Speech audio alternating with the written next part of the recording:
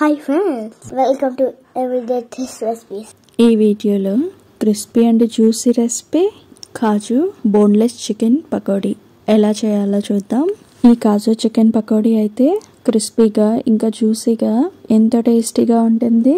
ఇందులో నేను ఎలాంటి ఫుడ్ కలర్ కూడా వేయలేదు. ఇంట్లో ఉన్న మసాలా పౌడర్స్తోనే ఇలా మంచి కలర్లో ఫ్రై చేసుకోవచ్చు.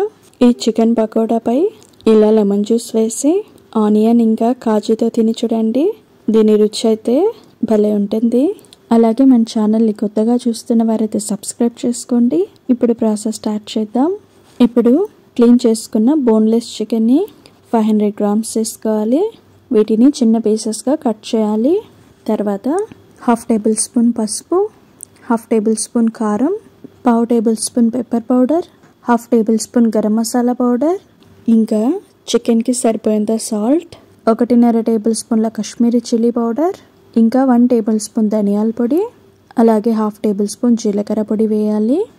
తర్వాత ఫ్రెష్గా గ్రైండ్ చేసుకున్న అల్లం వెల్లుల్లి పేస్ట్ 1 టేబుల్ స్పూన్, ఇంకా ఒక ఎగ్ని వేయాలి.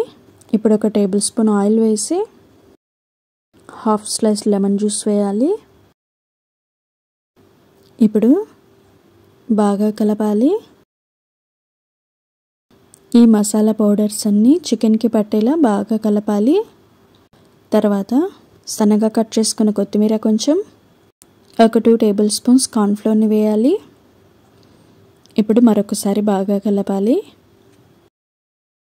ఇలా కలుపుకున్న తర్వాత ఈ చికెన్ని ఒక 2 అవర్స్ పక్కన ఉంచండి లేదా ఫ్రిడ్జ్లో పెట్టండి. కావాలంటే మీరు ఓవర్ నైట్ కూడా ఫ్రిడ్జ్లో పెట్టుకోవచ్చు. ఇప్పుడు డీప్ ఫ్రైకి ఆయిల్ హీట్ చేసుకొని మనం ముందుగా మ్యారినేట్ చేసుకున్న చికెన్ పీసెస్ని ఇలా ఒక్కొక్కటి వేయాలి. వేసేటప్పుడు మాత్రం హై ఫ్లేమ్ పెట్టండి. ఒక 10 సెకండ్స్ తర్వాత మీడియం ఫ్లేమ్ పెట్టండి. ఈ చికెన్ పకోడాని ఇలా కలుపుతూ క్రిస్పీగా అయ్యే వరకు ఫ్రై చేసుకోవాలి. ఇప్పుడు ఒక రెమ్మ కరివేపాకు, అలాగే 4 పచ్చిమిర్చి ముక్కలు, ఇంకా ఒక 10 జీడిపప్పు వేయాలి. చూడండి, ఫుడ్ కలర్ వేయకుండానే చికెన్ పకోడా మంచి కలర్ వచ్చింది కదా. మనం ఇందులో కాశ్మీరీ చిల్లీ పౌడర్ వేసాం కదా, దానివల్ల చికెన్ పకోడా మంచి కలర్ వచ్చింది.